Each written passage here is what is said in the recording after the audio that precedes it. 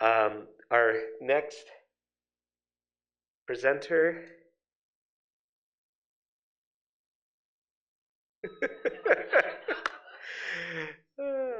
Nelson Liu.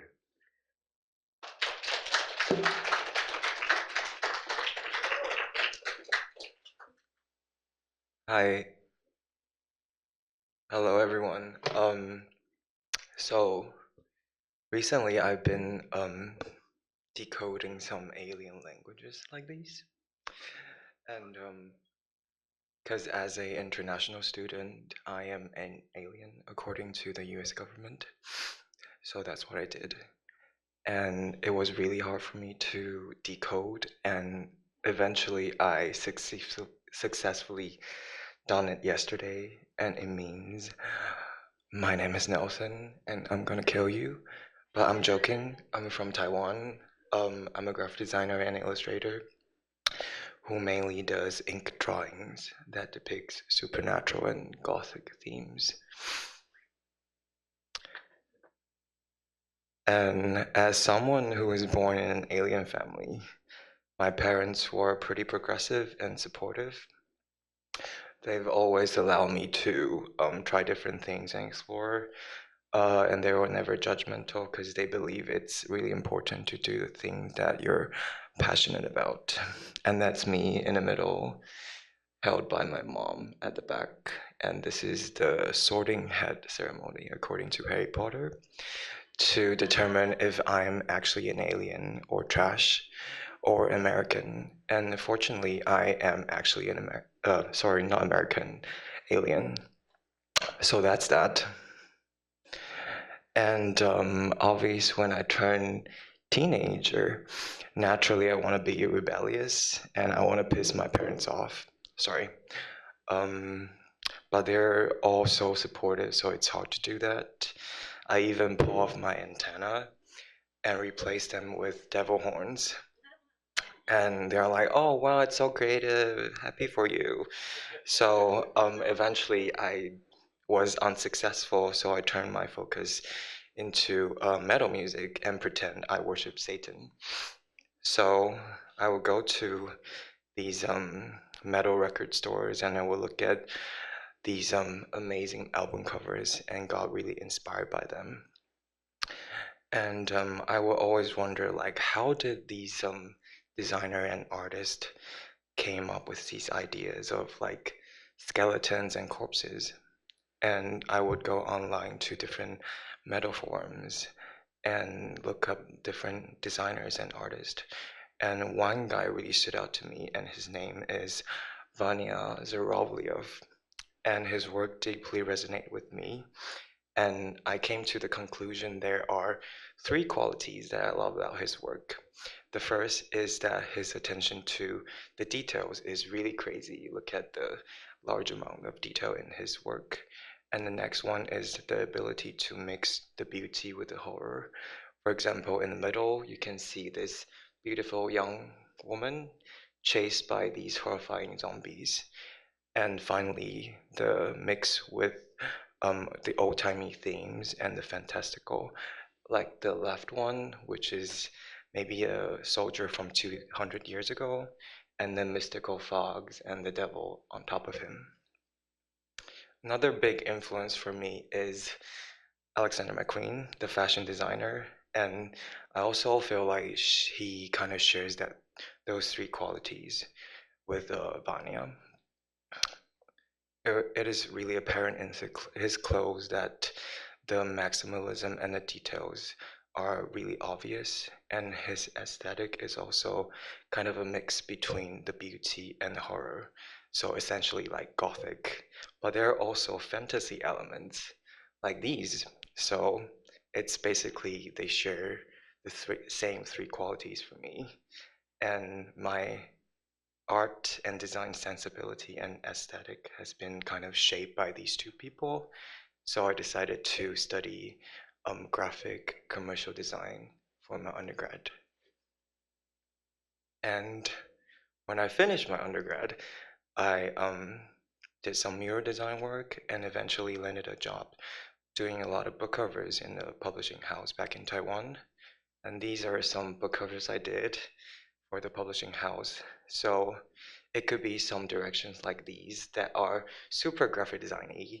So I would play with typography and layouts, but also when you have cases like a horror novel or fantasy novel, I would be doing something like these.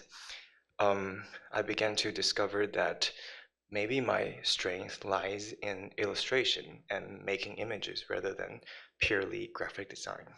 So after working 3 years in the publishing house, I decided to become Kiki and travel to America and to become an alien again.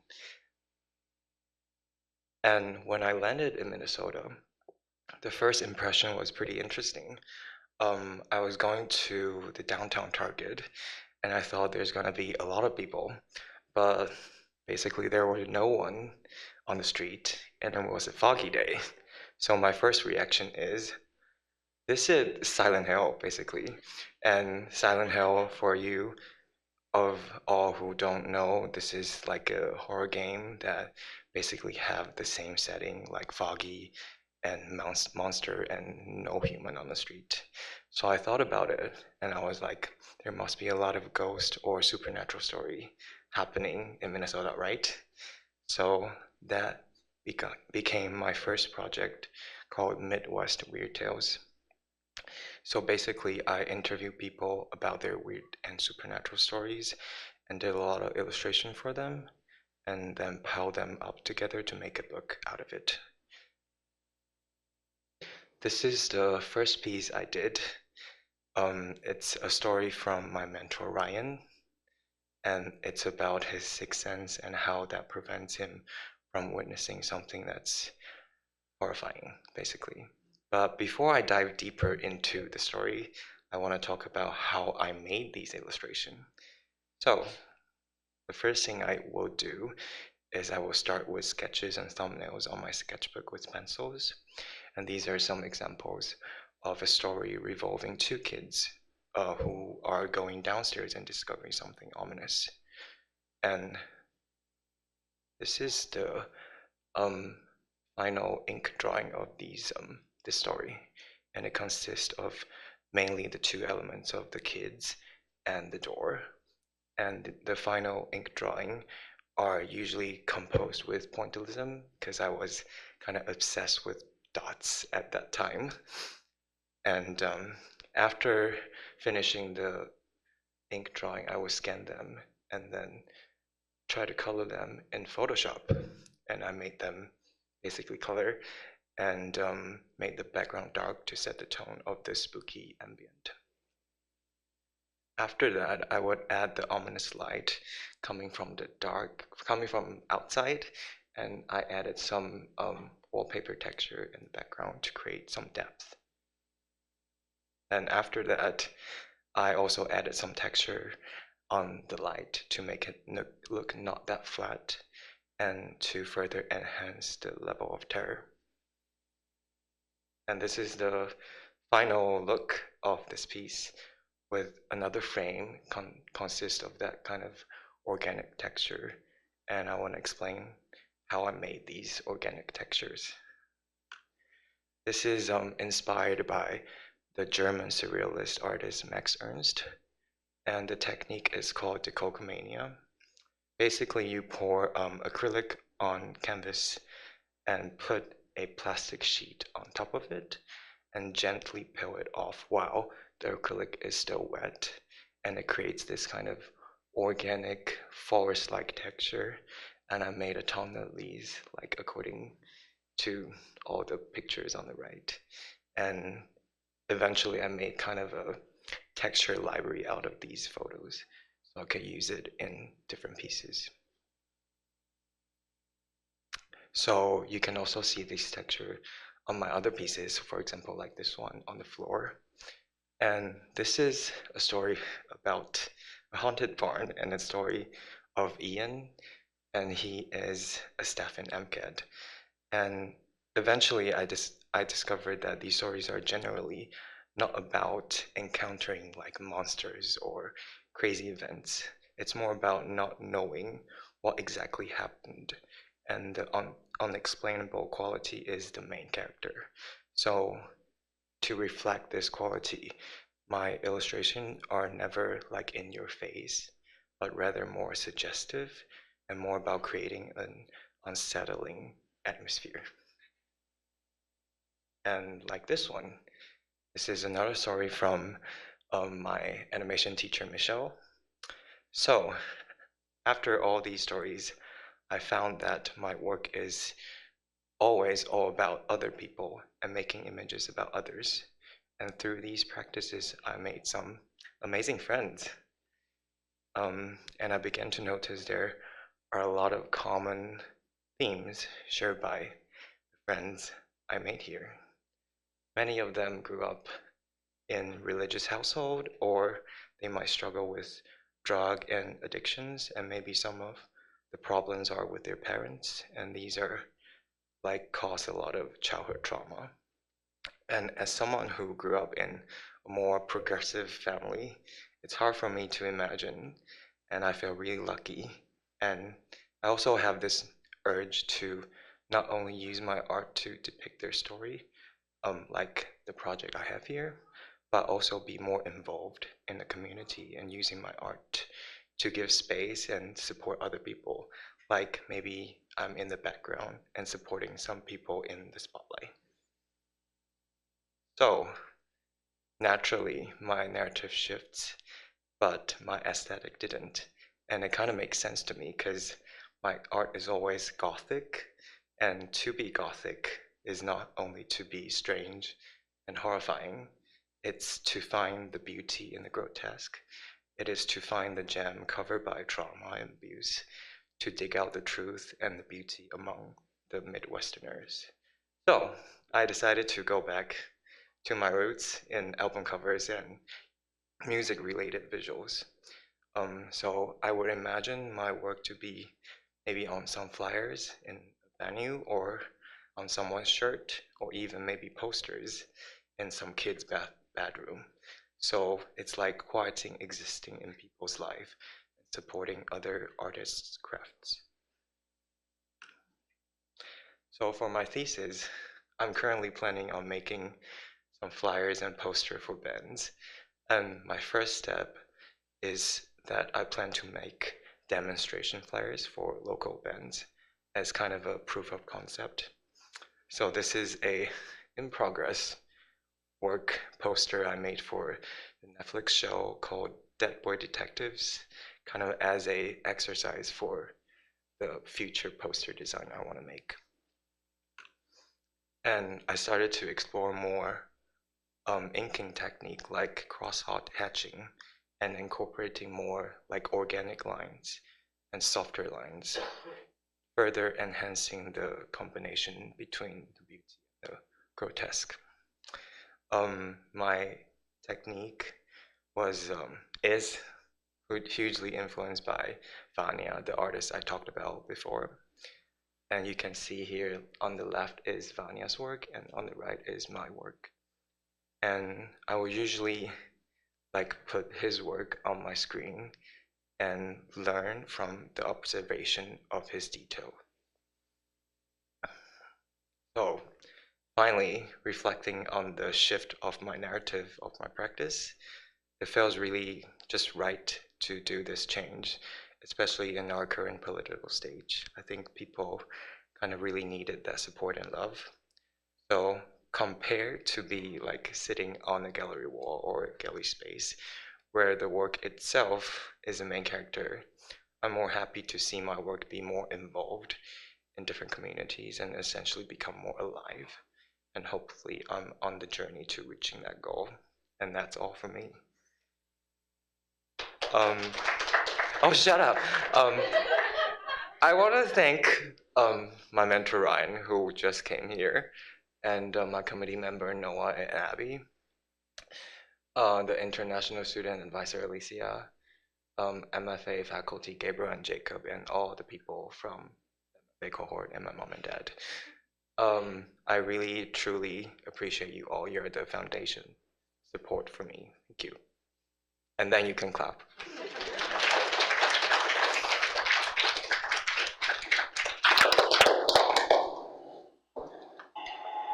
Are there any questions for Nelson?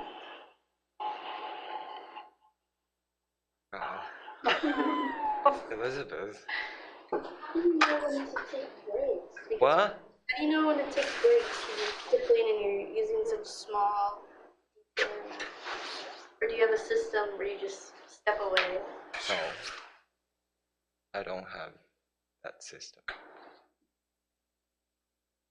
Should I say more about that? I don't know. Nothing to add. Devin, This is a goofy question. What's your favorite type of metal? what's my favorite type of what? Metal. My God. I don't know. Like avant-garde black metal.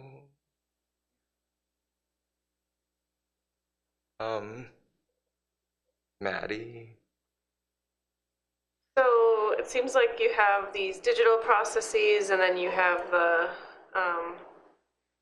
stippling, and it's like, I don't know if you're still working this way, but when you start with the stippling like that, you put in the digital format, and then that never changes, right? Or do you ever find yourself manipulating the original illustration? Yeah, because I make mistakes. And when it comes to like all these details, sometimes you just like, this is a wrong dot, or I did like 10,000 wrong dots. And you just like erase it in Photoshop. It's so easy. But the thing is, like, it's never like a happy thing for me to like erase them in Photoshop. But it's good to have that in your mind that, oh, I could do it in Photoshop. So sometimes I do it, but that's not an ideal situation. Yeah. Amy? Yeah, you talked a lot about like wanting to tell other people's stories, reflect other people's experiences in your work. I wonder, do you explore in artwork like things that are more sort of introspective and looking into yourself, or like your own expressiveness, or is your work just inherently intertwined with like uplifting other people's experiences? That's a really good question, because I was kind of debating like by myself about this kind of, do I always want to talk about other people? Because I think going through design school, it's always about, oh, I need to find a solution for other people, other companies, or other, not myself basically. And art is kind of the opposite thing. I think going through 4 years of design school and all those training, my brain is kind of like always trying to convince myself to do things for other people. But the thing is, I personally don't think I have that much of an interest in life, so I never wanted to tell things about myself. But also it may be some kind of imposter syndrome of like, oh, I don't want to be an artist. So that's still something that I'm exploring. Yeah. Ben? Have you fully moved away from exploring more the Midwestern Gothic? Can you say that again? Yeah, have you fully moved away from exploring more of the Midwestern Gothic story collecting that you were doing? No, I think I never shy away from any topic. It's more about, oh, because I need to do the thesis, so I don't have time for my previous themes. But the Midwestern Gothic or anything horror related is always going to be something that I'm interested in. And maybe I might return after I graduate or something like that. Okay. Thank you. I find that work fairly seductive, so I really enjoy it. And there's work like Wisconsin Death Trip and things like that that are kind of, again, there's like a kind of a history of the Gothic history that could be really interesting to explore. And I just was so interested in the fact that you kind of tapped into it. And we're even starting to name kind of some of the reasons for it. So it's okay. I mean, you can return to it. But the American Gothic tradition is such a big, is a really powerful. Thank you. Yeah. Just quick, also in relation to that particular project, the photos that you showed, the portrait photos of each person, did you take those, or did they No. provide them to you? I don't know if that's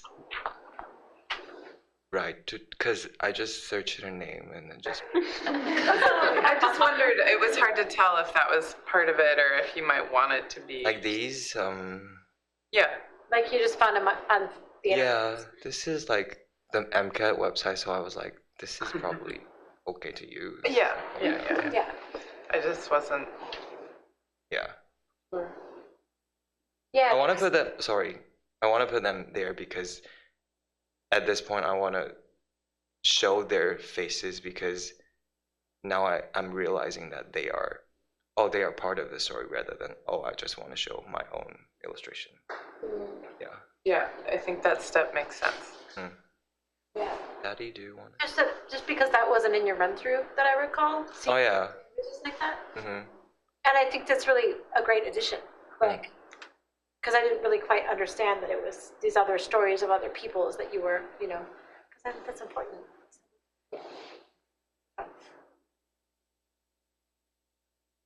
Well, please give a round of applause to Nelson. Thank you.